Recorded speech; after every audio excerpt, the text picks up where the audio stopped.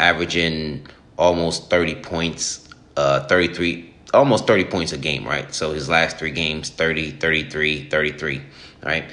Tonight on the line, they have him over under 24 and a half. Sometimes the books doesn't necessarily catch up right away because the season is still early. But as it goes into further into the season, then more people will start betting on it and the book will start realizing. So Cam Thompson, I like him over 24 and a half, especially after who else is on the Brooklyn Nets that's really going to score for that team besides Mikal Bridges.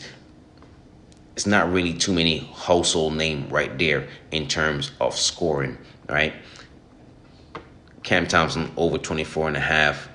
Definitely going to take that. As I said, the guy's shooting 61% on the season.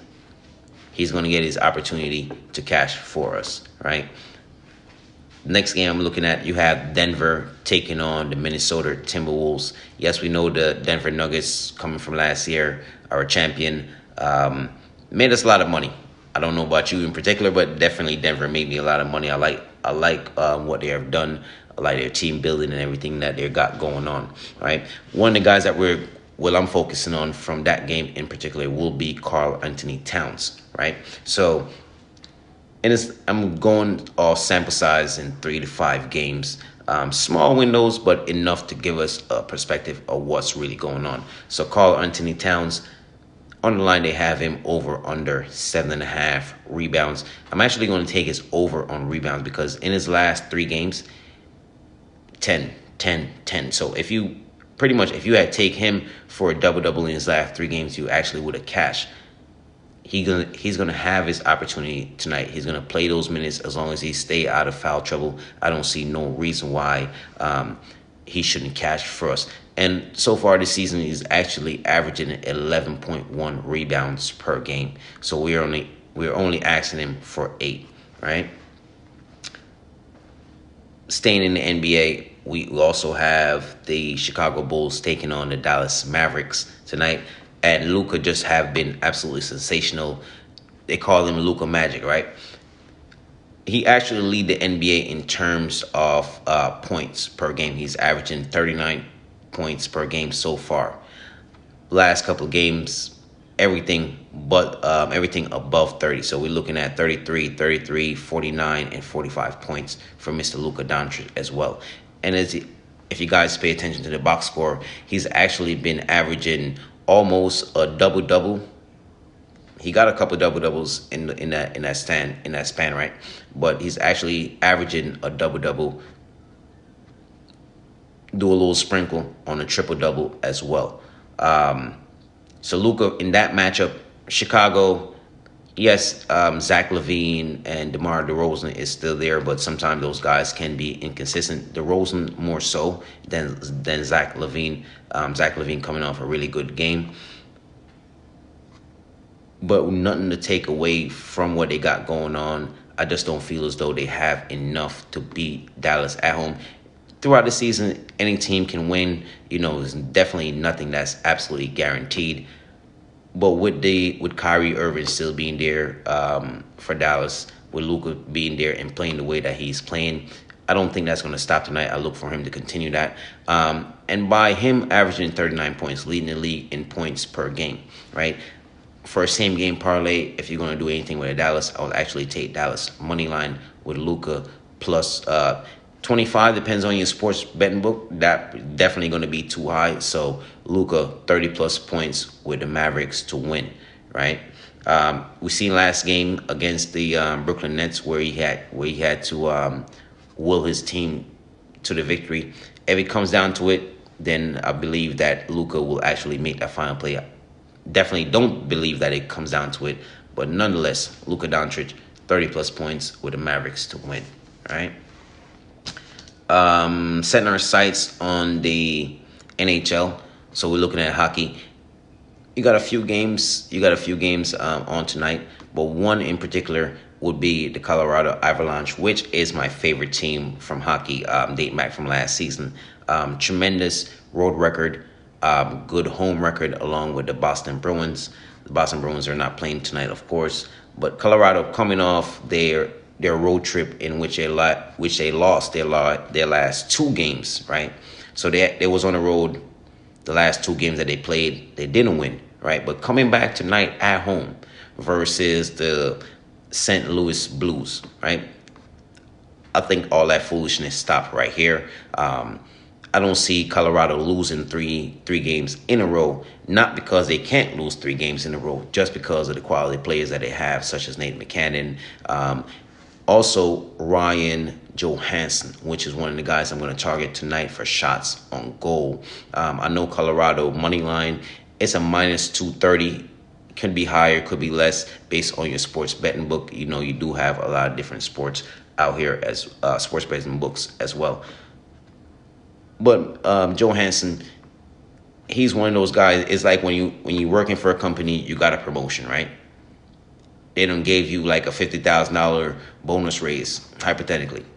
He's out there. He got promoted to the top power play unit, which would be, if you're a bench player, you're now a starter. Okay, so now you have that momentum. You're playing good, and by him getting that promotion, replacing one of the guys that was there, they only have his shots on goal over 1.5. The line opened at minus 190 today. It's currently at minus 200. But as I said, Colorado minus 230 money line might be a little high for you.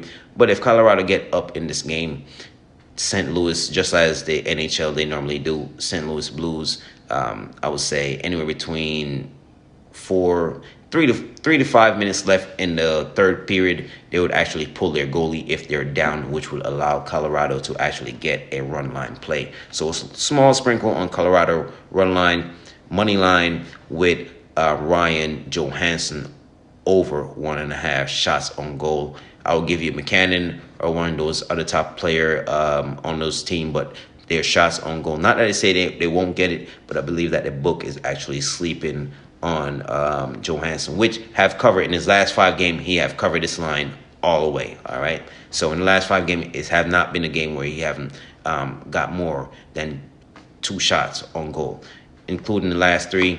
6 shots on goal, 5 shots on goal. So we're in good hands with that one, all right? My last play is going to be from the MLB. We have the Arizona Diamondbacks taking on the Texas Ranger. It is the World Series. And as I said, not the biggest baseball fan out there, but from what I do know about baseball, pretty much none of us expect these two teams to be actually in the World Series. Texas Rangers are actually 1 win away. They actually lead the series 3-1, best of 7. So all they need is 1 more win to actually close it out, right? Texas is one of the better road teams this season, in particularly on the road in the MLB, right? They have actually won more games on the road than they actually did at home, which is a little crazy to think about, right? Because a guy like me would think that the home field advantage would actually give them an advantage, but for whatever reason, they play better on the road. And coming off their last game, I'm looking at hitters, man. I'm looking at Ketel Marte, which has actually been doing a phenomenal job all throughout the playoff. If you go turn on your stove right now, you leave that sucker for 10 minutes to go put your hand on there, that's Ketel Marte, right? You touch it, you're getting burnt. So if you see the ball in the slightest way, he getting a hit, he getting on base, we're going to be good for that one. Last game, he coming off 2 hits, right? And mind you, he's a guy that's batting at 267 for his batting average on the season, 25 home runs. Another guy I'm looking at would be Marcus Semien. Last game he had 2 hits, 5 runs batted in. Also, he's one of the main reasons why the Texas actually won that game. 11-7, they was up like 10-0 or some crazy stuff like that, right? It's the first game in the playoff that actually went over the total of 15.5. That game ended at 18, which is absolutely ridiculous, right? Simeon, on the line, they're going to have him, depends on your sports book, they're going to have him at over 1.5. But if you do have the sportsbook which allows you to get for him to get 1, support that as well. If you can get the 1, I still like him for him to get 2 hits, right? So that's Ketel Marte, 1 plus hit, Marcus Semien, 1 plus hit. But if you're on a sportsbook in which you can only get him for plus 1.5, I actually do support that as well. He's a guy. Him and Marte is actually have the same batting average, which is a .267, right? Only difference is Carte have 25 home runs. Marcus Semien have 29 home runs. So eating it on a crazy ticket, if you want to put any one of those guys, especially Semien, on a parlay by itself, single game parlay for a home run, I actually do support that. If you or anyone you know have a gambling problem, please call 1-800-GAMBLER. Night or day, always be somebody there to help you. You guys on YouTube, we ask you not much, just a like, subscribe, make sure to leave a comment. It helps the algorithm, right? So when somebody go on YouTube and they search up NFL, NHL, or NBA picks, they're more likely to see us, right? Find our channel. So thank you guys for joining us. I'm your host, Spider, as always. Good luck to you. Better luck to me. Look forward to seeing you guys tomorrow. I guess that might be the winner, because we want to smash the books. I can see that shit already starting.